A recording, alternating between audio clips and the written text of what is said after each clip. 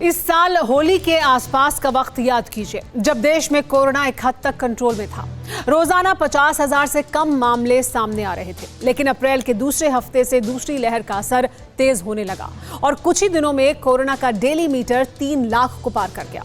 ये बैकग्राउंड हम आपको इसलिए बता रहे हैं क्योंकि पिछले 3 दिन का कोरोना पैटर्न डरा रहा है। मामले बढ़ रहे हैं और कुछ एक्सपर्ट्स तो ये दावा कर रहे हैं कि तीसरी लहर आने वाली है।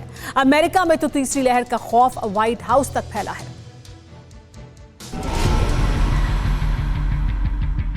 ये हिंदुस्तान का ताजा कोरोना मीटर है।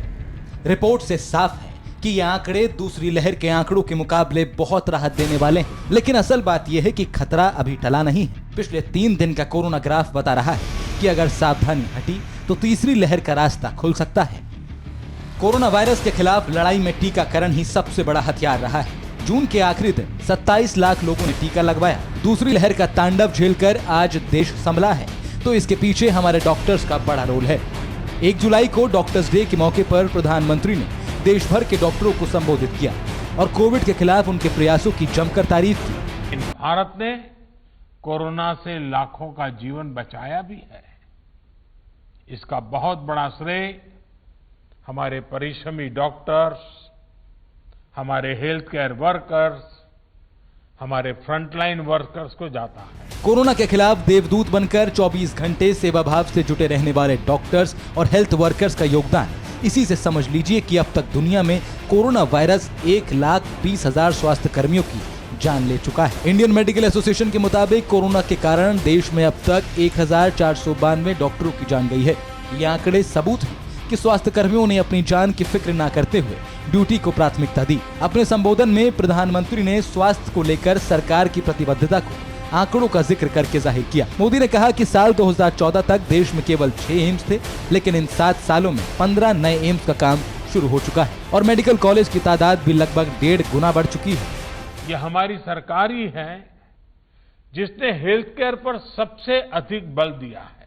फर्स्ट वेव के दौरान हमने लगभग 15,000 करोड़ रुपए हेल्थ केयर के लिए आवंटित किए थे। भारत के बाद अब आपको सुपर पावर का हाल बताते हैं। रिकॉर्ड तोड़ वैक्सीनेशन के बावजूद सरकार की नींद उड़ी हुई है। अमेरिकी राष्ट्रपति जो बाइडेन आजकल बहुत परेशान हैं और इस परेशानी की वजह है कोरोना का डेल्टा वेरिएंट, जो अमेरिका में बहुत तेजी से फैल रहा है। अमेरिका में हर 7 दिन में डेल्टा वेरिएंट के मामले 2 गुने हो रहे हैं और सबसे चिंता की बात यह है कि कुल नए केस में डेल्टा वेरिएंट की हिस्सेदारी 20% पर पहुंच चुकी है। कोरोना के डेल्टा वेरिएंट का अमेरिका में इतना खौफ है कि कई राज्यों में मास्क को लेकर छूट दिए जाने के बाद फैसले को वापस लेना पड़ा। दरअसल चिंता की बात यह है कि कोरोना के डेल्टा वेरिएंट ने 100 से भी ज्यादा देशों के नागरिकों को अपनी चपेट में ले लिया है।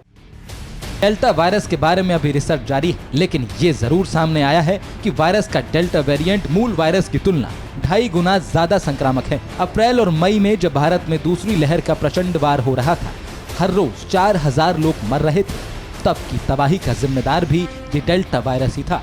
लेकिन अब डेल्टा वेरिएंट डेल्टा प्लस में बदल चुका है और यही वजह है कि व्हाइट हाउस में मंथन का दौर जारी है। कोरोना वायरस के बदलते रूप ने वैक्सीन बनाने वाली कंपनियों को भी चौंका दिया है। अमेरिका में तो नए वेरिएंट के खिलाफ बूस्टर डोज देने पर विचार हो रहा है, यानी भले ही आपको वैक्सीन की दोनों डोज लग चुकी हो, लेकिन उसके बाद भी आप नए वेरिएंट से लड़ने के लिए ये बूस्टर डोज 6 महीने के अंदर ले सकते हैं। कई देशों में कोरोना का कप्पा और लंबडा वेरिएंट भी दस्तक दे चुका है। WHO को भी इसकी खबर है। सूत्रों के मुताबिक भारत ने पिछले 2 महीने में जितने भी सैंपल दिए हैं, उनमें से 3% कप्पा वेरिएंट के हैं। लंबडा वेरिएंट भी 30 देशों तक विस्तार कर चुका है, यानी ये वक्त लापरवाही बरतने का नहीं, बल्कि पहले से भी ज्यादा सतर्क रहने का है, वरना तीसरी लहर के सूत्रधार हम खुद ही होंगे। Bureau report, TV9 Bharat. फिक्र आपकी, सोमवार से शुक्रवार रात 9 बजे सिर्फ TV9 भारतवर्ष पर।